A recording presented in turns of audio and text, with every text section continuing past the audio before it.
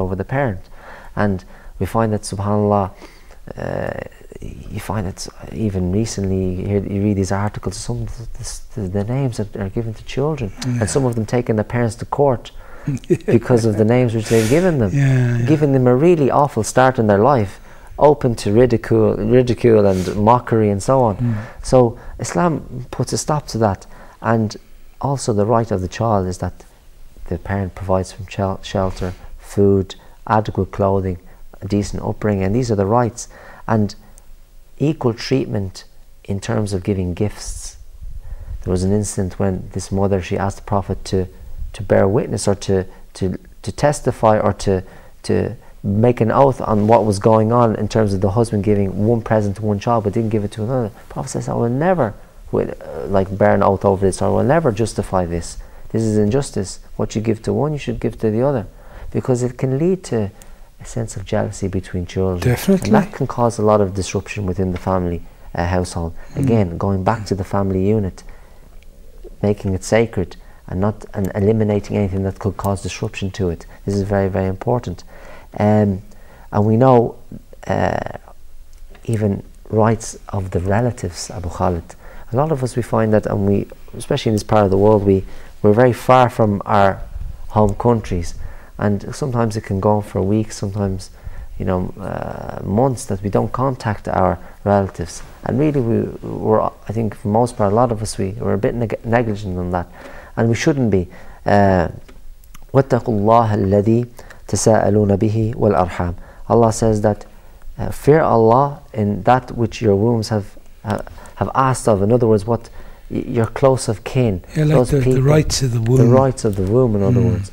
And those are the immediate family, and we should keep in touch. And even if they are not, I don't know, if they're not, if you don't get any nice feedback from them or not, they're not willing to keep up that, but you should keep trying. Scholars say you should keep trying, because eventually, because each and everyone, there is goodness in people, Abu Khalid. We should always remember that. And that even if there is difficulty there, and there's a lot of harshness and a lot of hostility, idfa billati hiya ahsan, return that which is about what is good. Eventually the good will have to come out. Somebody is constantly good to you all the time, even if you don't like him, it has to eventually work. This is the idea, and Islam encourages this. We find that we should not cut off our contact with them, and we should, especially now, we've no excuse with internet and mobile phones and everything. It's very easy to contact our relatives and close of kin.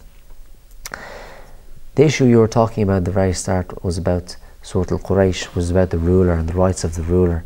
Of course, Allah Azza wa Jal says, Ya ayyuha alladhina amanu ati'u Allah wa ati'u ar-rasul wa ulil amri minkum. Worship Allah and the Messenger and those people who have a power over you. Obey them. And it's so wonderful, this concept, is because at the end of the day we all have to work together, and we have to show solidarity in the society, and society becomes strong when the ruler is helping the public in order to be closer to Allah Azza wa Jal. And the rights of the people over the rulers, that they allow this to happen. In other words, they provide adequate, for example, safety and food and so on, so that people, for example, will not be in a situation where they have to flee or they have to go to another country. And even there's another point I want to make, was the issue of plague. Rights, in other words, the rights of the people in the country. And if there's a plague in a country, you mean like bubonic plague, like for example a plague that might have like a famine or something like that, that the people should stay in that country and they should not leave, and the people outside should not come in. And someone will say, well, what's the point of that? If you're in a famine, shouldn't you leave? Shouldn't you protect your family? No, because what can happen is, in a plague situation, is that can spread. So not only the right of the people who are outside, it's protecting everybody else outside. And it's lack of trust on Allah Azza wa Jal. If you stay there, you make dua to Allah Azza wa Jal, He's the one who removes these plagues. So having trust in Allah Azza wa Jal, and the rights of the neighbouring countries are not affected, why should you go and affect them? Issues like, for example, consultation, and the rulers should consultate the people and they should ask their opinions, and this is the idea of shura in Islam. And but not every road sweeper, of course not, shopkeeper. No, of course not.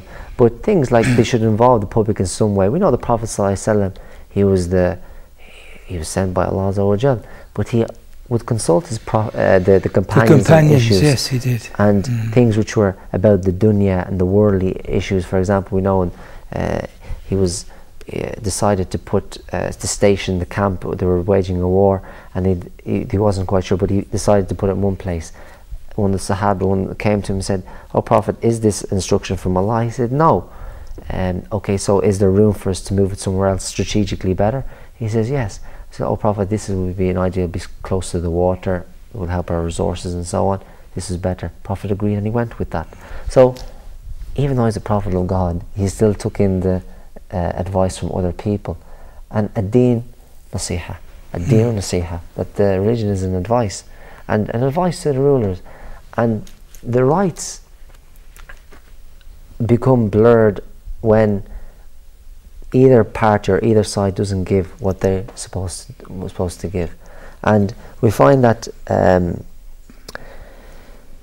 even the story of Umar ibn Khattab radiallahu anhu, when he was the Khalifa, he feared that a mule on the street, if it fell, that Allah Azza wa Jal would punish him for not allowing the pavements to be hold him responsible for that small little thing. And he's in Iraq, and he's thinking, that's amazing, huh? So therefore that leads us nicely onto the preservation or the rights of the animals. Abu Khalid, I know you're a bit of an animal lover yourself, and you can't, of course, but some more so than others, but you can't help appreciate some of the beautiful rights that Allah Azza wa Jal, and from the Prophet ﷺ, the rights of for the animals.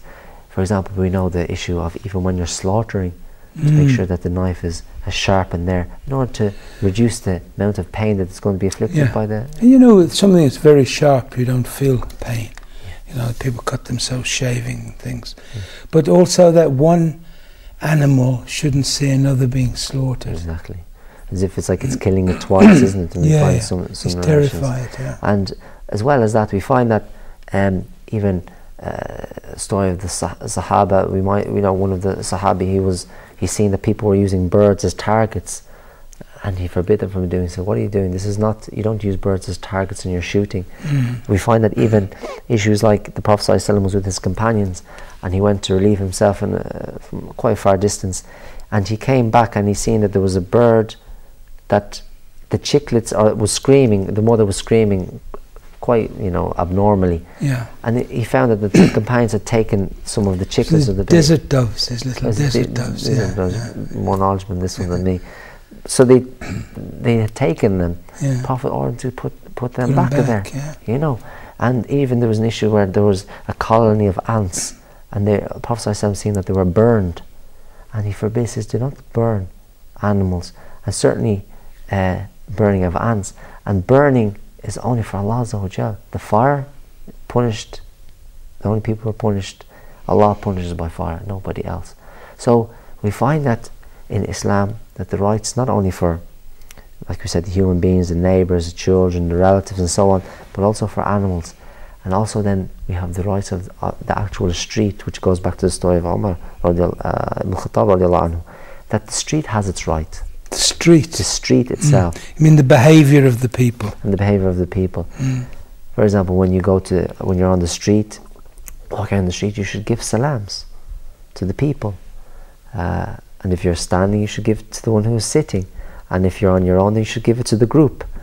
We know that, for example, taking harm off the street, if there's something like an obstacle or something, broken bottle or something which could cause harm, this is the right. You should remove these things. There's a reward for that, isn't there? Of course, we know that in certain hadiths that it's referred to as being a part of Iman, actually, the lowest level of Iman, removing something from the street that could cause harm.